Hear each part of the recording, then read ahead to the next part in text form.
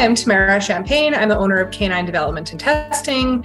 I've been working with Crystal and Holden and Taylor for probably about 6 to 8 months now. I have known Crystal for quite a bit longer than that, but I came to her when I started my new business last year and needed some business advice. Crystal and I happened to be at lunch, and I was just sort of commiserating to her about how hard it was to try and find an accountant and a bookkeeper. I had a couple false starts with other organizations, people that I had engaged that I had even actually signed contracts with, and then there just wasn't any work being produced. So as a small business owner, especially in my first year, it was really awesome to finally just be heard by Crystal. And she just recognized right away that like my time wasn't best spent filing receipts and entering things into QuickBooks and worrying about my finances.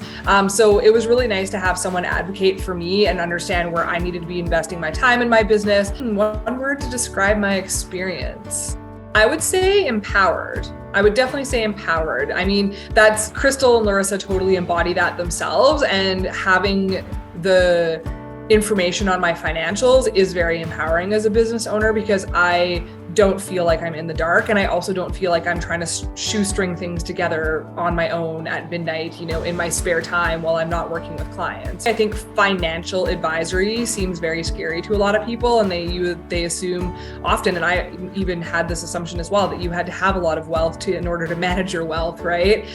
But they make it very approachable, and Crystal, at least that's who I've worked with from the financial advisory side of things, makes money really easy to talk about. I think it's a very vulnerable subject for a lot of people, and it's uncomfortable to talk about often, especially with someone who's kind of a complete stranger. But they make it really approachable and not scary and very bite-sized so that you can have a conversation about it and not feel overwhelmed at the end of the meeting.